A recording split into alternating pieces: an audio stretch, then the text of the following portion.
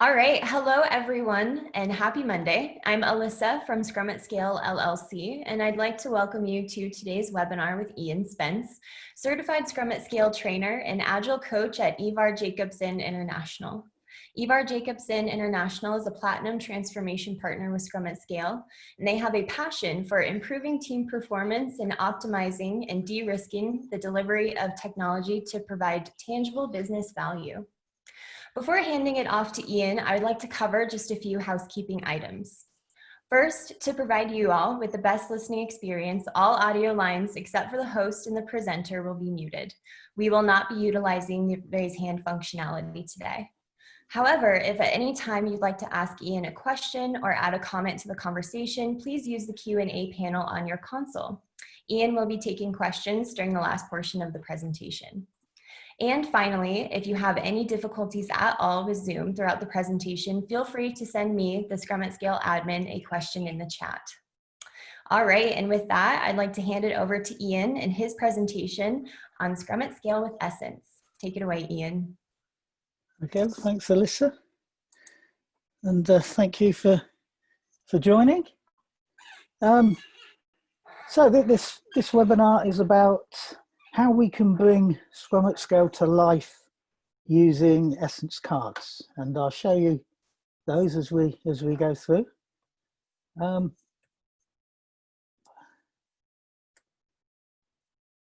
Probably a little bit more about myself. I've done lots of stuff. I work on the world's largest radio telescope, which is my favorite, the SKA. I've written a few books. I've done all different lines of work. And I'm pretty much framework agnostic. I happen to be a SAFe fellow, as well as a Scrum at Scale trainer. I'm probably one of the few people to co-teach with both Dean Leffingwell and Jeff Sutherland. And but you'll hear a little bit about how Scrum at Scale can help with other frameworks as well as we go through. So I thought I probably should just do a little take on Scrum at Scale. I'm sure most of you are familiar with it. It's based on the work of Dr. Sutherland and Scrum Inc. His son Jeff and lots of other people have been involved. But there's the Scrum at Scale guide, which is the short definitive guide on how to scale Scrum. And in the Scrum at Scale guide, it's presented using components. The components are not the things you're used to from Scrum. They're not events and roles and artifacts. They're a new kind of thing. They're a lens for which we can look at how we're scaling and what we're doing. If you've been on one of the Scrum at Scale courses, which I would highly recommend, then one of the things that we do in that course is use this as an assessment framework. You can use the components of Scrum at Scale to assess how you are doing at scaling Scrum. And that works regardless of what kind of framework, because the things you need to do are the same depending on your approach. And because it's quite an abstract framework, it's the one that's most generally applicable. Scrum at Scale can be used for any kind of work. People have used it in hospitals for hardware design, to do oil exploration, take oil rigs down. Myself, I used it at Gibraltar Financial Services Commission, who are a financial regulator, so no product development of any sort. And they went agile from top to bottom following Scrum at Scale, starting with the executive and the executive action team and the executive meta Scrum. And they had no product development, but the whole of the organization doing the regulation in Gibraltar went agile. And one of the other key things about Scrum at Scale is this idea of the minimum viable bureaucracy. And this idea is really integral to how you want to scale, regardless of frameworks and anything. You want to have that minimum viable bureaucracy. And to do that, you need some common roles and responsibilities. And you'll see that we have Scrum Master, Scrum of Scrum's Master, and we have the EAT and the EMS in Scrum at Scale. And you get direction coming down through the product owners, product managers and everything. And you get impediments being dealt with by the Scrum Masters and that executive action team.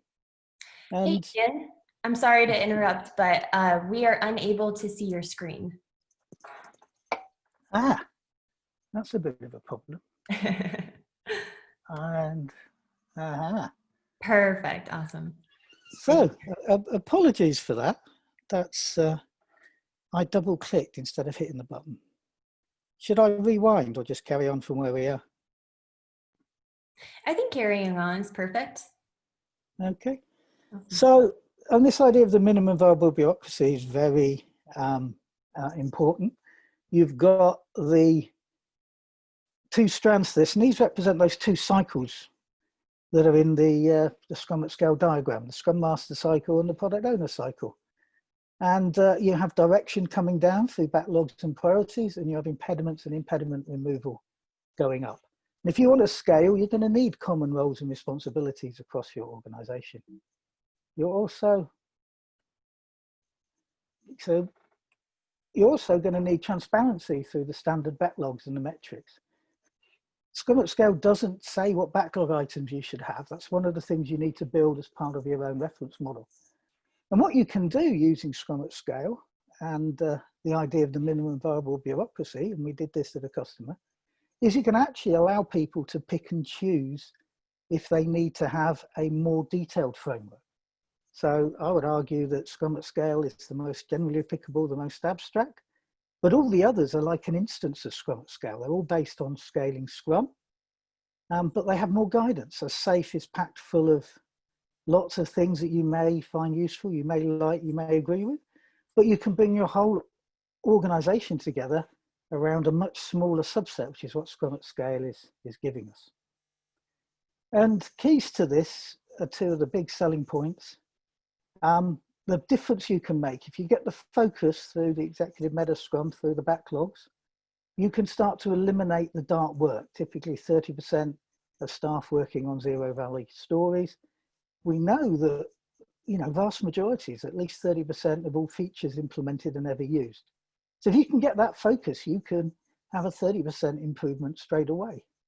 The other part is to do with the decision latency. How quickly do you make decisions? That's both prioritization decisions in the product management, but also addressing problems and impediments. And the Standish group have looked at this, and they think this is the single biggest differentiator between success and failure. Companies and organizations and teams that have their decisions made in less than a day outperform others. So if you don't, so we need that direction, we need that removal of impediments. And this is key. When you do Scrum at Scale, it's not just about Scrum of Scrums. Key to it is that executive engagement with the Meta Scrum and the executive action team that are going to provide that quick decision making and reduce this decision making latency. So that's Scrum at Scale. Fabulous, can help you with all kinds of issues. But one of the things is that as you do this, as you scale up, everything operates like a Scrum team. So the executive action team, executive meta Scrum should be working like Scrum teams. A Scrum of Scrums in Scrum at Scale is not an event, it's not a meeting, it's the name for a team of teams. And these people will need scaled versions of the Scrums, roles, events, and artifacts, what it says in the Scrum Guide. So what we've done with Essence is try to provide with definitions of those scaled roles, events, and artifacts, and some games and things you can play to bring Scrum at Scale to life, to create your own reference model, to do retrospectives, help in training courses. And that's what we'd like to take a look at now. So Essence is an OMG standard that was developed over many years now, led by Eva. I had a strong involvement in it as well. And what it is about creating practices that can then be composed and plugged together. Moving away from monolithic frameworks to much more plug and play. And this is really good fit with Scrum, because Scrum doesn't tell you what kinds of backlog items to have, doesn't tell you about all the XP practices or whatever you're going to need. And it's a great fit for Scrum at Scale because they are very well formed, very focused. And what we do is we express our practices using sets of cards. And the cards can be used physically. So there are sheets you can get hold of, you can cut out the cards, have them printed. If you access that QR code on the screen or the hyperlink, you will find that these are available in a browsable format. So you can have them in your palm of your hand on your phone, and you can navigate around and look at all the different elements. Or using that hyperlink, you could put it up in a web browser.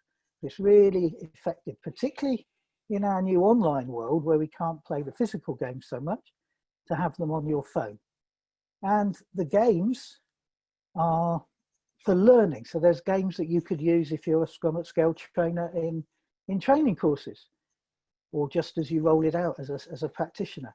There are games to help you set up your reference model, configure Scrum at Scale, plug in the practices you need for your teams, but also to liven up and have some physical things to do in retrospectives and workshops. And that's what I'd like to share with you today. So we've split out and we've identified 3 separate practices. At the heart of any scaling of Scrum is Scrum. So you still need Scrum Essentials and the Scrums cards. There's a lot of bad Scrum out there. Even if you're not scaling, you might find that Scrum Essentials can help you to get better Scrum in your teams. There's another set of cards for the Scrum of Scrums when we're working as a team of teams. And finally, there's what we call the Executive Scrum practice, which is for that enterprise level for the business unit. And I'll just illustrate that if I could. So the key things I've mentioned a few times are the executive action team and the executive meta scrum. These sit above any Scrum teams, any Scrum of Scrums that you've got, or at the center, providing that quick decision making. And the executive Scrum essentials give you the artifacts, the events, the roles that you would have at that level. There's some which are essential and some which are more optional that you could use for tailoring. This is important as part of your agile bubble. If you want to be successful with Scrum, you need this support. Now, you don't need to have a lot of Scrum teams to benefit from using executive Scrum. If you're a small company, you could have your executive action team, your executive meta Scrum, but just have some Scrum teams. You know, we have 4 Scrum teams looking after 4 little products. How are we going to become an agile business? So that's one way into this. Use the executive Scrum alongside Scrum to form some good agile bubbles, or even a entire agile organization. But for most people, they're scaling and they have Scrum of Scrums. So we'll have executive Scrum running a business unit, and the business unit could have 30, 40 Scrum teams in, which will organize into Scrum of Scrums. And those teams will be using Scrum Essentials. The Scrum of Scrums will use the Scrum of Scrum cards. And Scrum of Scrums recurses up for teams of teams, but businesses themselves are often made of business units. So again, we can recurse the executive Scrum up all the way to the top of the organization. In the Gibraltar Financial Services example, that the executive action team was the senior leadership team, which was the CEO and all the heads of the directorates. And the executive meta scrum was the CEO working with the board, the government and other stakeholders to set the priorities. So three sets of cards to play with. And there is a quick reference guide which starts on the left with the Scrum cards and then goes through Scrum of Scrums up to the enterprise level. And sometimes there's just one duplicate, just one scaled equivalent. Sometimes they branch a little bit. So you can see on the left, the product owner, we get a chief product owner and a product owner team. And we get an executive meta scrum, which is the leadership group that acts as the product owner for an agile enterprise. Now, within that group, there might be a head of product and an enterprise product owner, but that's optional. You can run your meta scrum as the leadership team, right? And have the chief product owners coming from the Scrum of Scrums. So this illustrates how we're scaling each of the part and calling out optional things that could be useful in particular circumstances. And I just illustrate, so there's the product owner card, that's from the Scrum Essentials. And then we have the product owner team, the chief product owner, and the executive meta scrum leadership group. So those are the essential elements you need in your agile bubble. If you were to have Scrum of Scrums of Scrums, you could recurse some of those dark blue cards. If we look at the artifacts, we have product backlog item. A Scrum of Scrums needs a shared product backlog and shared product backlog items. And you might have an enterprise backlog. If your bubble is actually taking over and you're running a business unit, you would want to have an enterprise backlog and an enterprise backlog items. And there's some guidance on the kinds of things that you should do. Part of creating your reference model in Scrum at Scale is deciding how many backlogs are you going to have and what backlog items. And I'll show you how we can use the cards to help with that a little bit later. And the same for the events. Product backlog refinement, you have scaled product backlog refinement, but also we might have a meta Scrum event for our Scrum of Scrums. We'll certainly have the executive meta Scrum, which is where we're going to do the overall prioritization. But the executive meta Scrum is not going to be doing the detailed backlog refinement. That's where the scaled product backlog will come in for the Scrums of Scrums. And teams might still need to refine their backlogs depending on how you decide to set up those backlog items. So there's a lot of cards in here, give you a nice glossary. So the important thing though is the ability to play games with the physical cards. Now, Jeff and many of the trainers have been playing a game called Build Your Own Scrum, physically using these Scrum cards, and that's shown in the photo at the top. I now have mural templates where this is available, and you can do the same thing online in Mural. And just that one game has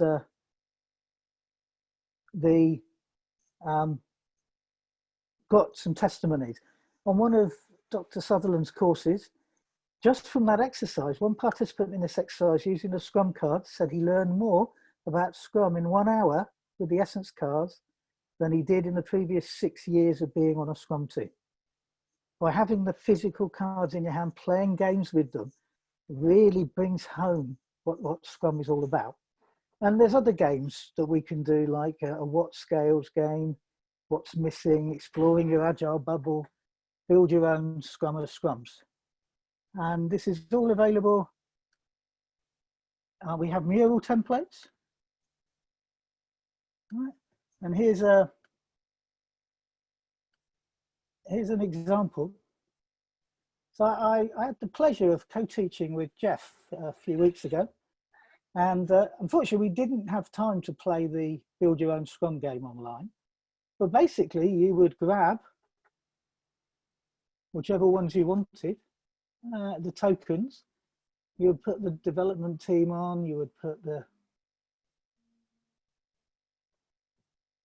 Scrum Master, and you could join them up. You can put post-its on, you can add shapes, if any of you use Miro. So again, you can do the game. We also played the What Scales game, where we had the tokens and the teams had to decide which things had what required scaled versions, and maybe, oh, I'm not sure about this one, they could put it in the unsure. Gets them engaging with the elements of Scrum and thinking about scaling them. There's even games like this one, the What's Missing game, where we use the components and we put the elements of Scrum on, and we start to join the components up to the executive meta Scrum, the executive action team, adding things from the Scrum's practice, and we could even start to add hey Ian, from the... we're unable to see the mural board. Why is that? Let me have another go at sharing. We could see your mouse moving on the screen, but unfortunately it was still not a great presentation. So now you can see the mural board. Excellent. Right, now I've got my iPad here to look at, and I'll not be looking at it. So I'll just scroll back to the left. That was the What Scales game, where we place the tokens in different ones. And here's the Build Your Own Scrum, where you can add the tokens and add shapes. And then here we have the one where we're using the components, and we can start to add on all the different things that we would have an enterprise vision as well. Okay, and that would help join everyone together. And again, it gets people interacting and thinking, how do things fit together? How do they join up?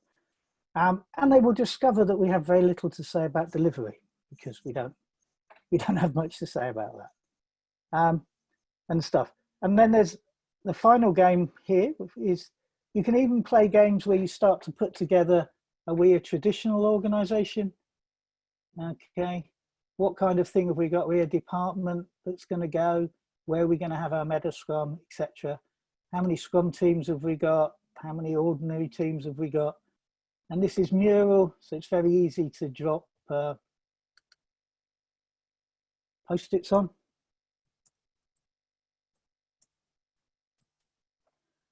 Okay, and to annotate and capture what your agile bubble is going to be. And on the right hand side, we have all the tokens for building the backlogs, and we could add post-its to indicate what kind of backlog item. So those are some of the games that we can play. Okay, so hopefully you can see my screen again. Apologies about that. There's other games that you can use with teams just for inspect and adapt. So you could pick a card, you could rank the events, rank the artifacts, and all sorts of things. Just to remind people what's going on, assess the pillars and values. There's even some stuff around competencies and skills that you've got. And again, this reinforcement of what Scrum, how well are we doing each of the events? And how valuable is it to us? And reading the stuff off the card can remind us what's going on. So there was a team we used this with, they all gained insight into aspects of being a Scrum team that we have neglected or simply took for granted. As a team, we decided it's probably the best tool that will keep us honest and evolving by reminding us that we always have things to learn and areas to improve. So these are good ways just to freshen up a retrospective. And these can be done with the Scrum, at the Scrum level. They could be done with the Scrum of Scrums or with the executive action team. By physically engaging or playing with things on the mural, you get a different kind of discussion and experience. Another one you can do is, if you have scaled Scrum, whatever way you've done and things like that, you could get the Scrum at Scale cards and go, okay, are we doing the things in Scrum at Scale? So one of them is a scaled daily Scrum. And Scrum at Scale is very clear. This should be a daily event. But if you go to most organizations, they'll have an equivalent. They probably call it a Scrum of Scrums. They maybe hold it once a week. It takes 45 minutes. It's turned into a reporting meeting. So maybe we should try a scaled daily Scrum, try and get that energy, think about the next 24 hours. Even some of the more esoteric bits of Scrum at Scale, like the executive meta Scrum and the executive action team, may well have equivalents in your organization. So we use these ideas at the company where they had many frameworks going at the same time. They had a business executive committee.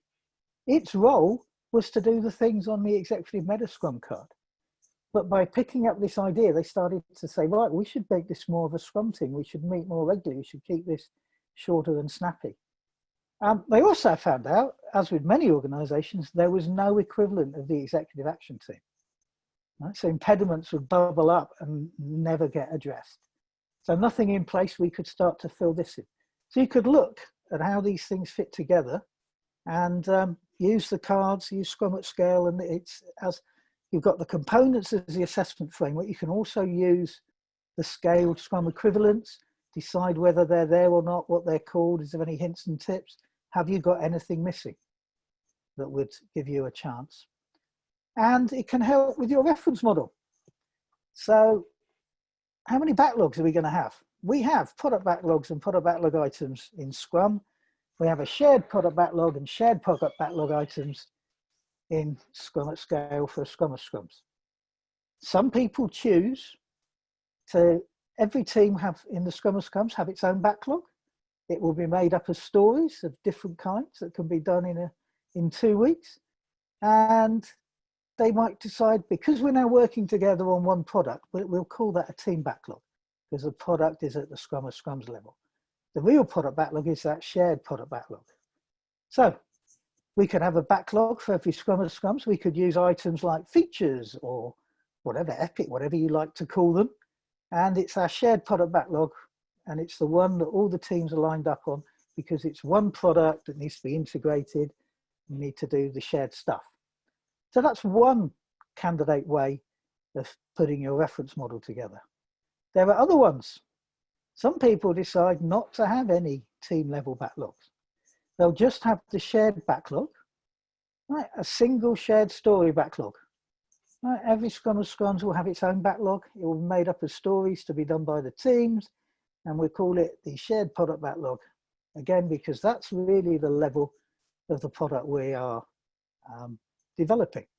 Now, those patterns come from other frameworks, I'm afraid. I'll leave it up to you to spot them. But this is all part of creating your reference model and using the right patterns. Scrum at Scale is the least prescriptive of the frameworks. But that means it's got more stuff that you need to fill in yourself, which isn't a bad thing. You can take stuff from anywhere, but the cards help you put that reference model together. And one of my favorite exercises that we can do is just, what's your agile bubble? Are we a traditional, what kind of organization? Where's our executive action team? Where's our executive meta scrum? How many teams have we got? Where are we going to start? And what are our backlog items going to be? How are we going to grow and take things forward? So again, it's another great way you could go through, do some what if scenarios, but people standing up or using a game board on the internet, it's much more discussion and interaction going. And lots of people forget to address the executive stuff, which really is going to put a glass ceiling on the benefits that they get from their transformation. So, apologies for my bad screen sharing. I hope that was okay. But if you want, you can get the cards. The easiest way to get hold of them is just to email me, ispence@evatkinson.com. We are working to get a gaming kit up and running on the internet, but I can let you have physical cards, electronic cards. I can share mural templates, quick reference guides. And I'd invite you, if you want to get involved, do any translations or anything, that would be great as well. We will be making this all available through the Scrum at Scale Slack channels, but I want to get things a little bit more mature for some of it. But I'm happy to share it with anyone who's interested. If you want to see this in action, we're actually running a Scrum at Scale course, which will have many of those games played in there. Right? We will be playing the Agile Bubble game. We'll be doing those other ones and a few others. So it's going to have quite a lot of exercises in the teams using the cards, which I think will help people a lot. And as you've come along to this webinar, we'll even let you have a 20% discount if you want to use that code down at the bottom there. It's a good chance to, you get the cards, you'll get the games, you'll get to play them, see them all in action and learn Scrum at Scale and get your Scrum at Scale certification. So I think that's all I had for everybody.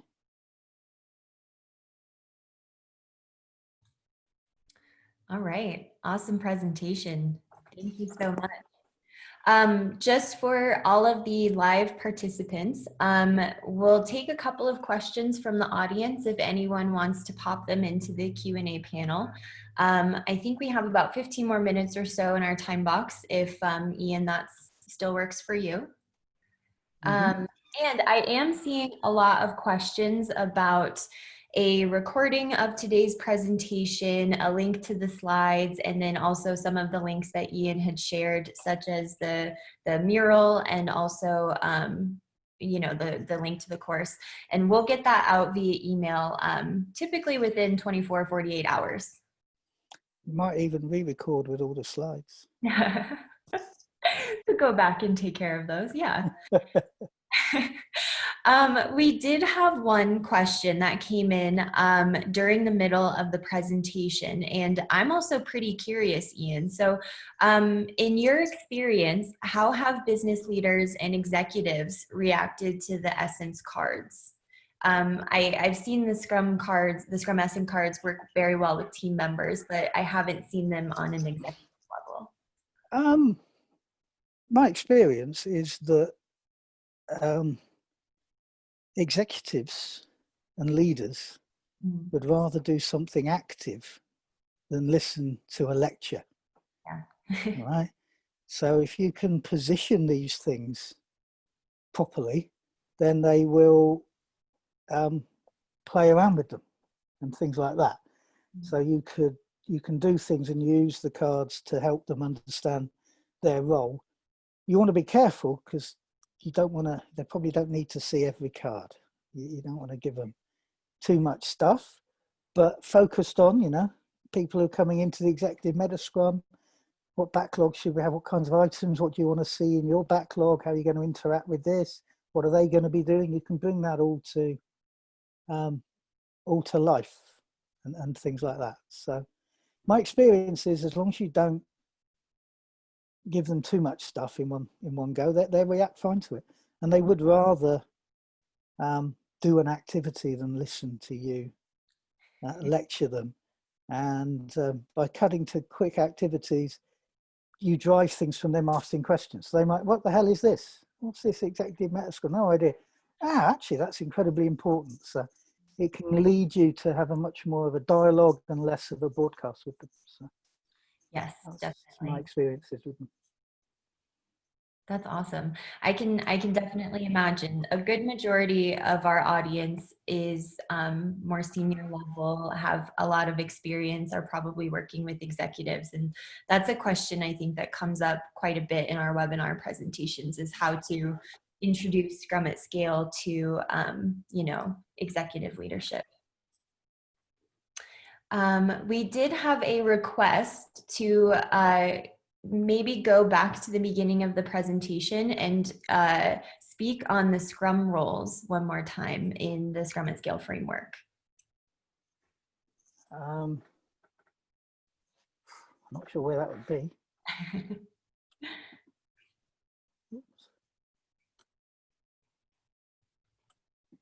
So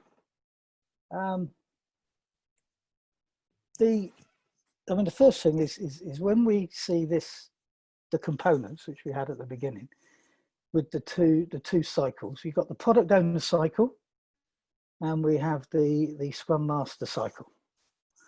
And these are important. One is the what, one is the how. And at their heart are two groups of people. The Executive Action Team, which is a group of executives who have the power to make change happen, remove impediments. They are going to be creating the agile bubble for the Scrums and the Scrum teams. And they need to be able to really make big changes to the organization. So the higher up in the organization, the better. Now, the Executive Action Team in the Scrum at Scale guide is the Scrum Master for the whole enterprise. But it's not one person, it's the group working as that. Now, they might work as a Scrum team, but they get joined up. Every Scrum team will have a Scrum Master. Every Scrum of Scrums will have a Scrum of Scrums Master. Now, that could be one of the Scrum Masters. It doesn't have to be a full-time appointment. But we are going to join up the Executive Action Team to the teams. The team will do a daily stand-up. Then for their Scrum of Scrums, there'll be a scaled daily stand-up. And for the enterprise, there will be their enterprise daily stand-up. Right? And that's where the Executive Action Team will get hit with impediments that they need to sort out. No more waiting around. And if you have so many teams, your Scrum of Scrums have to be put into bigger teams, Scrum of Scrums. That just recurses. So each one of those would have a Scrum of Scrums master. And a similar pattern on the product owner. Every team should have a product owner, and then you will have the, for a Scrum of Scrums, the chief product owner. That could be one of the product owners, or it could be a dedicated role. And that chief product owner is going to join you up to the executive meta Scrum. So executive meta Scrum has the business executives, the decision makers, but also the chief product owners from the next level, from the teams that are directly connected. So the Scrum of Scrums, the Scrum of Scrum of Scrums, in some cases just Scrum teams. So we have the addition in the when we have a Scrum of Scrums, we also have an explicit product owner team to do the backlog refinement, which is the product owners plus the chief product owner, maybe some subject matter experts who are going to be continually refining that shared product backlog, getting the work to the teams. The executive meta Scrum is much more. There is a separation between prioritization and decomposition. And decomposition is typically done by the teams who are going to do the work, whereas the executive meta Scrum sits above those teams, helping with prioritization and direction. I don't know if that helps, that answers the question. And there was some, later on, there were some cards that illustrate that. So those were the product owner with the product owner team, chief product owner, and the executive meta Scrum leadership team. Okay. Does that answer the question, Alyssa? I think it does. Yeah, definitely. I just saw another question, and I myself am curious. So you had mentioned your case study, which I can include in the post webinar email that goes out. It's actually on our Scrum at Scale site. But you had mentioned that you had used a couple of different elements from scaling frameworks that you had experience with. So in this kind of highly regulated environment that you were in when you were working with this, remind me of the name of the company that you were with? So I mentioned two things. There's the Gibraltar Financial Services Commission, Yep. which is the one, there is a video of me doing Yes. a 7 Yes. minutes. I also talk quite a lot about Saxo Bank, which is where we use these ideas, but they had so many people, there are people using all the different frameworks. Got it. There is no video of that one yet. Awesome. And were you able to use the essence cards in both of those scenarios? Did that kind of help with the introduction of these roles? The cards helped in Gibraltar.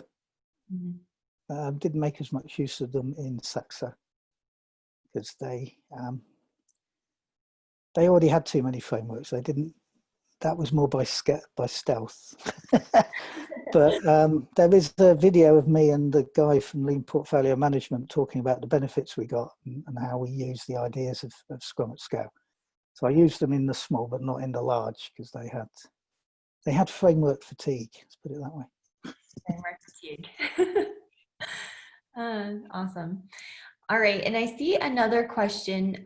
Where are the physical cards able to be purchased? We currently have a print at home model for you. Okay. So you can get hold of the PDFs and you can print out and cut your own sets of cards. If you want them to look nice, you get a corner cutter off Amazon that does little rounded corners. So with the PDFs are freely available. If you contact me, I can let you have the PDFs, and we use the Scrum Essentials in the Scrum courses, and they'll be made more widely available. But we haven't gone into the card printing business because we're only a little company. we haven't got anyone to do the postage. Yeah. Yep. It seems like it's the next step, though. Well, I mean, if there is real demand, then that would be good. But you can print your own. So what I have found is that what you want when you're playing the games physically, you want sets of uncut cards that are grouped, because when you've got all the cards in your hand, I should have got some out of my box. It's quite easy. You can't find the one you want if you want to read something. So you can print uncut sets, which are very useful for people and things like that. So we would, yeah, so you can get hold of the PDFs at the moment. Awesome. All right. All right. And the only questions that I really see left are just about, obtaining links to the mural that you had showed during the presentation, that last slide, link to the cards where, people can download, and then also potentially attend your class next week. So, so there were a couple of questions in the Q&A. One was about the Slack channel and is it public? It's your Slack channel, so it's just certified practitioners can all join, isn't there? There's a practitioner one and a trainer one. It is, yep. Yep, the Scrum Scale Slack channel. Once you go through the class and you obtain the certification, you get invited to that. There's about 2,000 practitioners currently, and the Slack channel, I would say, maybe has a couple of hundred, but that's a great resource. And then also, if you wanted to continue on to become a trainer, we have resources on our website for that and to gain access to that community as well. Okay. And I've already got some emails coming in from people. Awesome. So I'll